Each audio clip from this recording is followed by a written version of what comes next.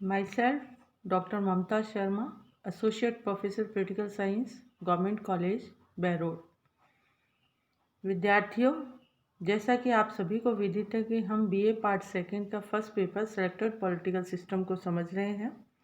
इसके अंतर्गत हम अमेरिकन कॉन्स्टिट्यूशन को समझ रहे हैं।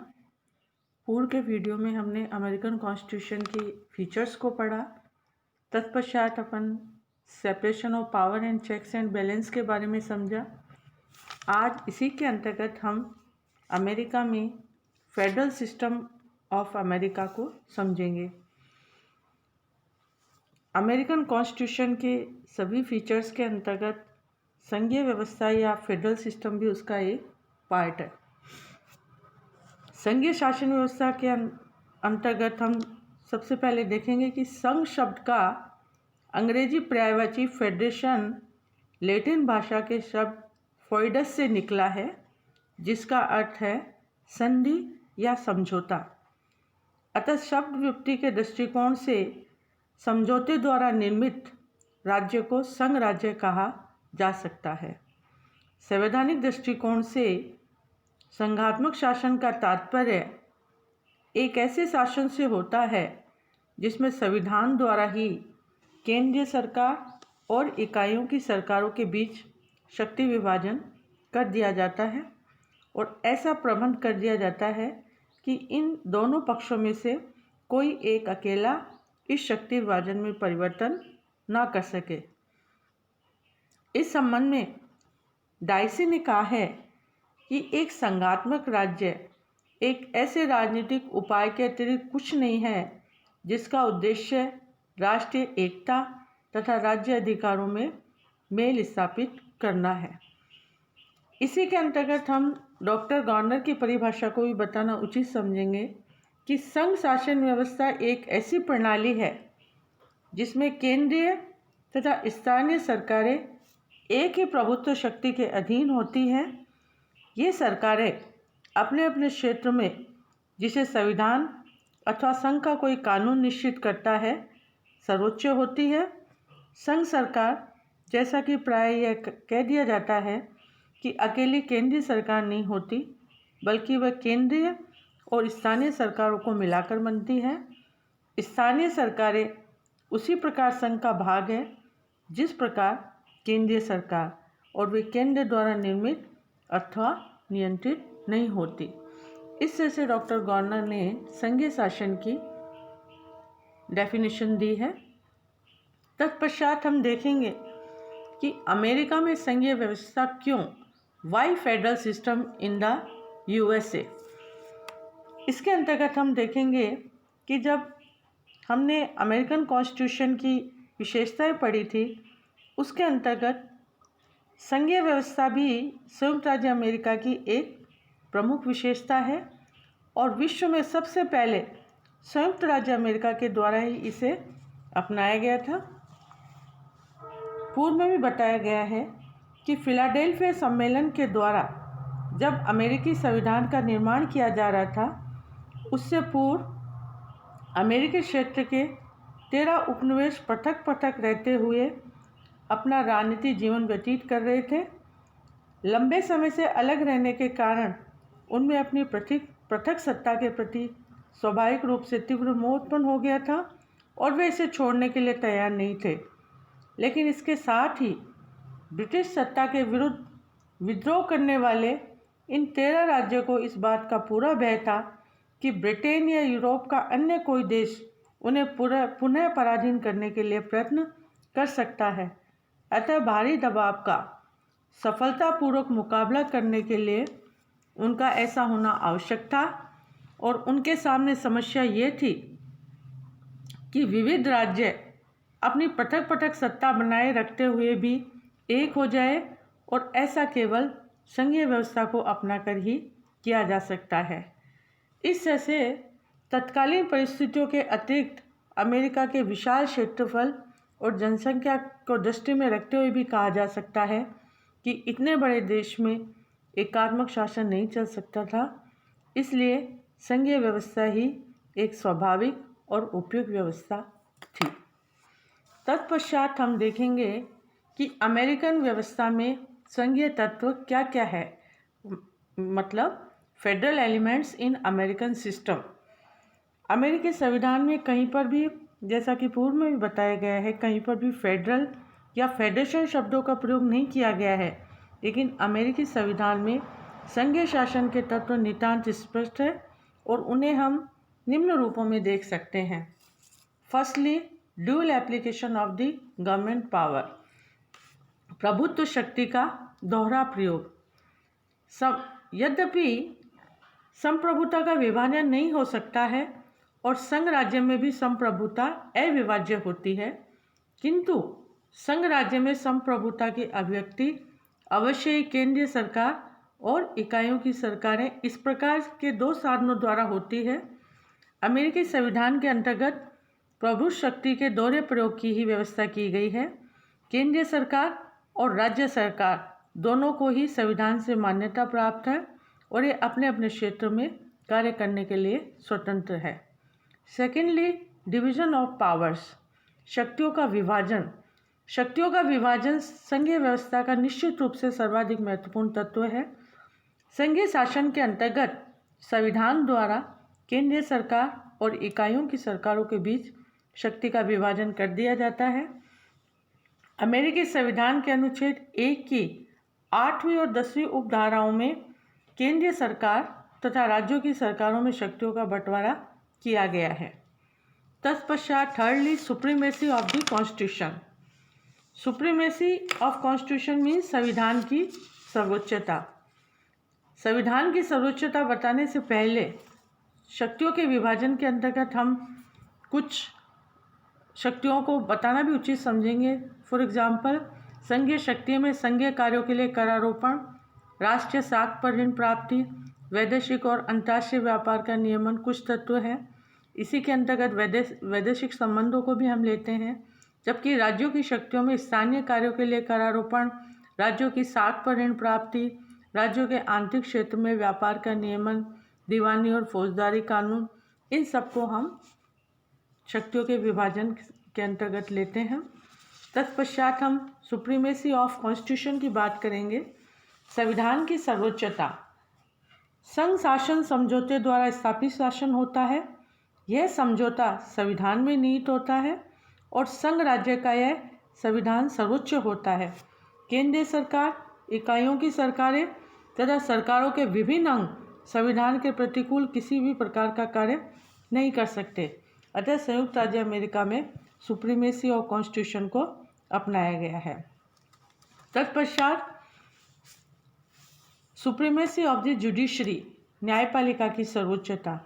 जैसा कि आपको सभी को विदित है कि सभी संघात्मक राज्यों के अंतर्गत एक सर्वोच्च न्यायालय की व्यवस्था की जाती है, जिसका कार्य संविधान की व्याख्या एवं रक्षा करना होता है।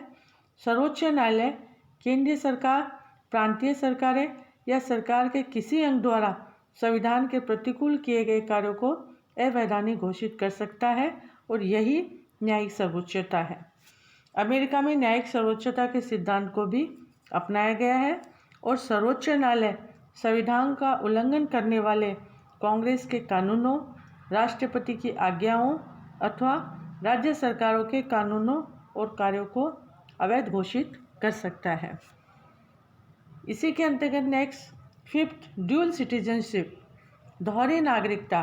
दोहरी नागरिकता को भी सामान्यतः संघ राज्य का एक तत्व समझा जाता है, जिसका तात्पर्य है कि प्रत्येक व्यक्ति केंद्रीय सरकार का तथा उस राज्य सरकार का नागरिक होगा जिसमें वह रहता है। अर्थात संयुक्त राज्य अमेरिका के संविधान में दोहरी नागरिकता को अपनाया गया है और वहाँ प्रत्येक व्यक्ति को दो नागरिकताएं प्राप्त होती हैं। नंबर 1, संयुक्त राज्य अमेरिका की नागरिकता। सेकेंडली, उस राज्य की नागरिकता जिसमें वह निवास करता है। फॉर एग्जाम्पल, न्यूयॉर्क राज्य में रहने वाला नागरिक न्यूयॉर्क का नागरिक और उसके साथ ही संयुक्त राज्य अमेरिका का भी नागरिक होता है। इस तरह से अमेरिकन कॉन्स्टिट्यूशन में डुअल सिटीजनशिप का कॉन्सेप्ट है। Sixthly, equal representation of the units in second chamber of the federal legislature. संघीय व्यवस्थापिका के द्वितीय सदन में इकाइयों को समान प्रतिनिधित्व। संघ राज्य के उपयुक्त लक्षणों के अतिरिक्त अन्य कुछ गौण लक्षण भी इसमें माने जाते हैं कि संघीय व्यवस्था में इन गौण लक्षणों में एक यह है कि केंद्रीय व्यवस्थापिका के द्वितीय सदन में प्रतिनिधित्व संघीय आधार पर प्रदान किया जाना चाहिए, जनसंख्या के आधार पर नहीं।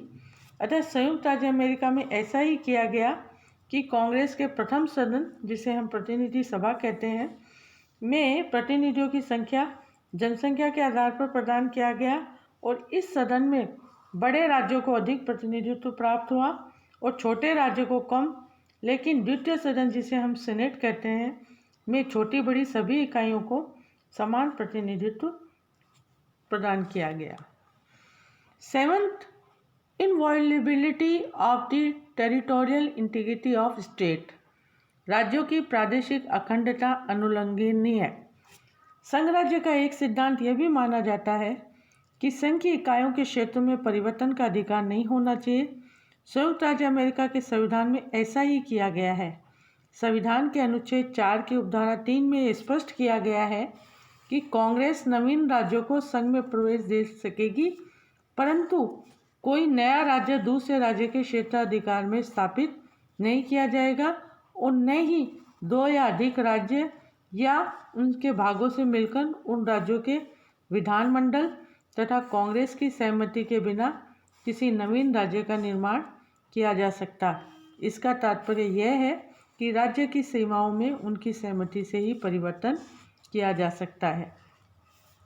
उपयुक्त विवेचना के आधार पर कहा जा सकता है कि अमेरिकी संविधान के द्वारा न केवल एक संघ राज्य वरन एक आदर्श राज्य की या आदर्श संघ की स्थापना की गई है। इस तरह से अमेरिका के संविधान को विश्व का सर्वाधिक पूर्ण संघात्मक विधान कहा गया है। तत्पश्चात हम देखेंगे कि अमेरिकी संविधान की संक्षिप्तता का एक उदाहरण ये भी है कि यहाँ पे डॉक्ट्रिन ऑफ इम्प्लाइड पावर्स, जिसे हम निहित शक्तियों का सिद्धांत कहते हैं, इसके अंतर्गत संविधान के अंतर्गत संघीय सूची की जो सूची है वह बहुत अधिक संक्षिप्त और सामान्य है।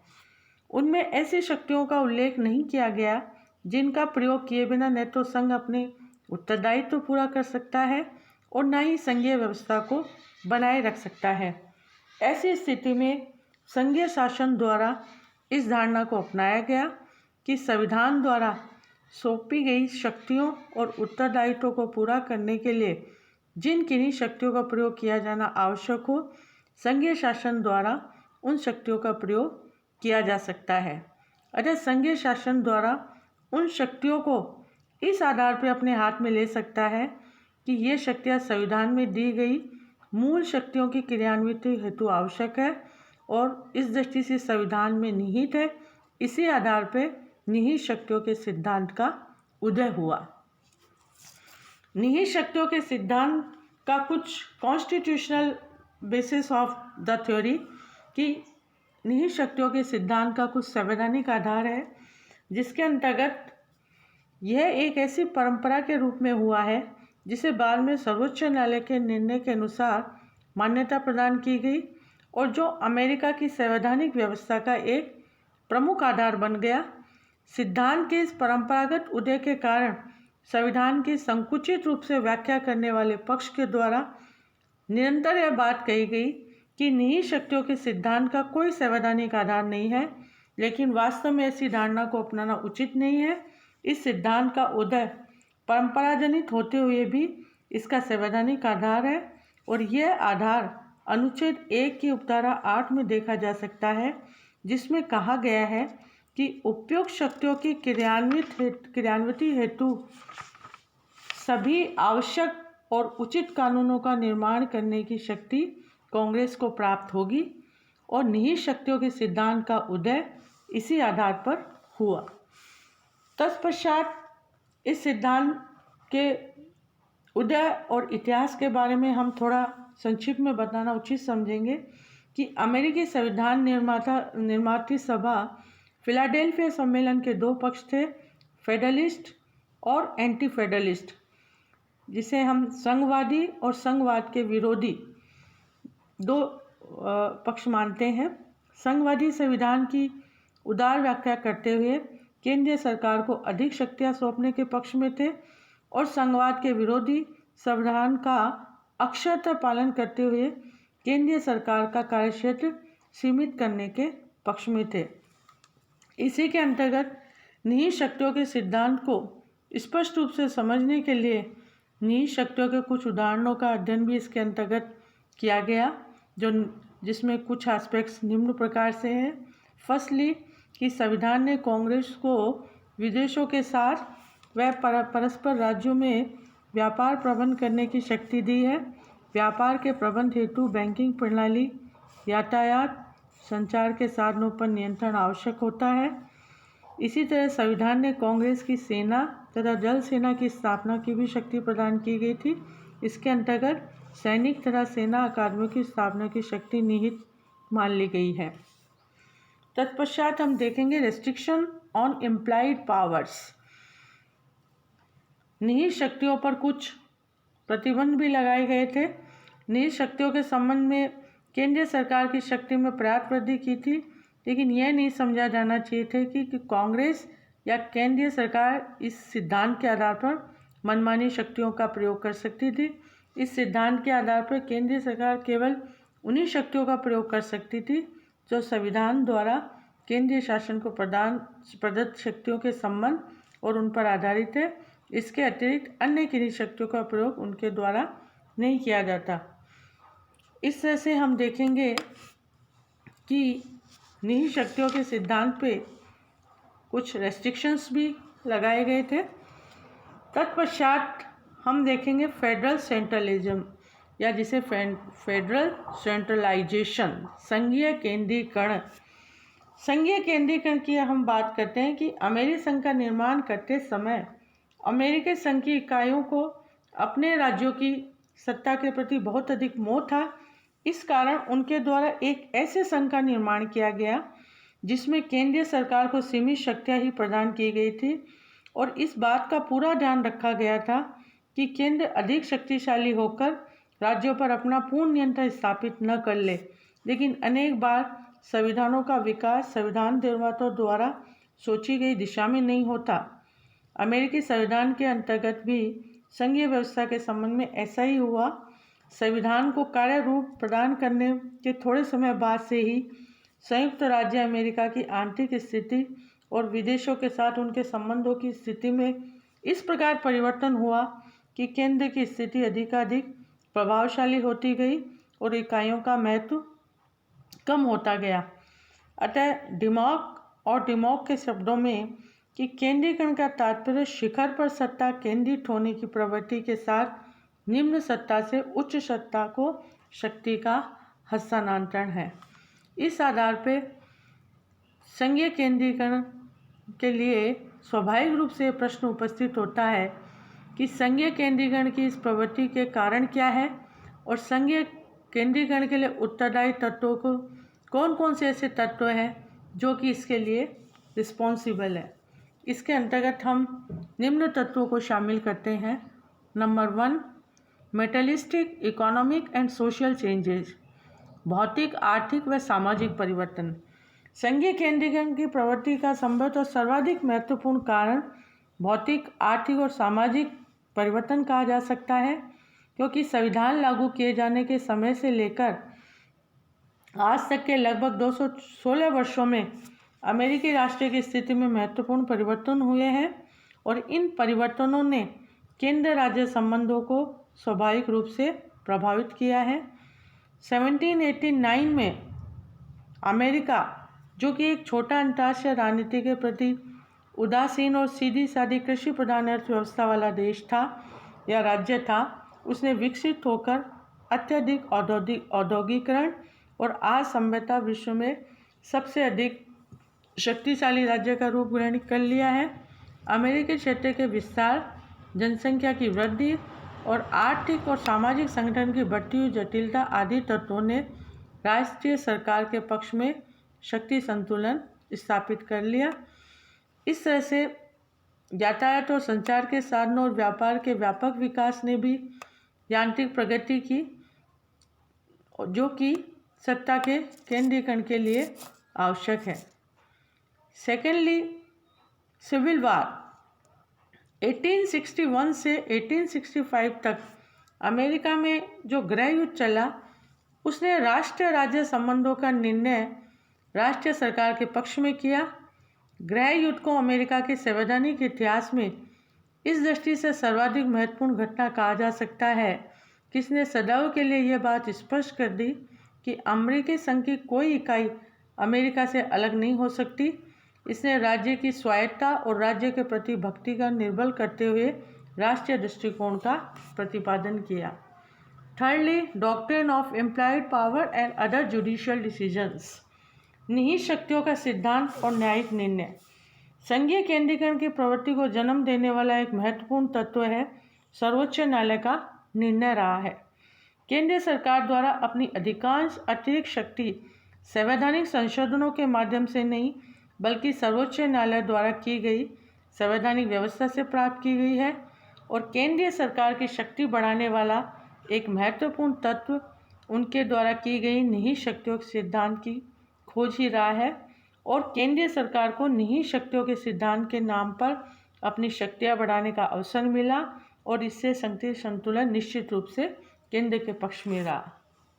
फोर्थली, ग्रांट्स इन एड, वर्तमान समय में अमेरिकी संघ के राज्यों की स्वायत्तता पर यदि प्रत्यक्ष रूप से किसी तत्व के द्वारा आघात किया गया है तो वो है केंद्र द्वारा राज्यों को दिए जाने वाले सशस्त्र अनुदान, सहायता अनुदान की।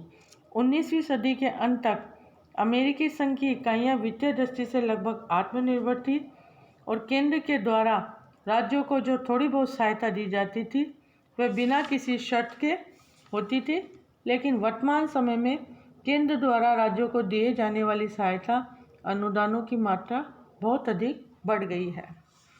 फिफ्थली, इंटरनेशनल पोजीशन, अंतर्राष्ट्रीय स्थिति। प्रथम विश्व युद्ध से पूर्व तक अमेरिका यूरोपियन राजनीति के प्रति लगभग पूर्णतः उदासीन था, लेकिन महायुद्ध के समय से ही स्थिति में परिवर्तन होने लगा और द्वितीय विश्व युद्ध ने अंतर्राष्ट्रीय राजनीति में अमेरिका को प्रथम श्रेणी राष्ट्र के रूप में प्रतिष्ठित किया।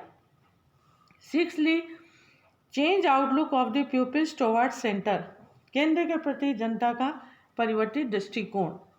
अमेरिकी संविधान का निर्माण होने के समय ही अमेरिकी जनता में राज्यों की सत्ता के प्रति बहुत अधिक सम्मान था, लेकिन संविधान को कार्य रूप प्रदान करने के बाद जब जब अमेरिकी राष्ट्र के जीवन में संकट के अवसर आए, उस समय केंद्र द्वारा ही इन संकटों का सफलतापूर्वक सामना किया गया।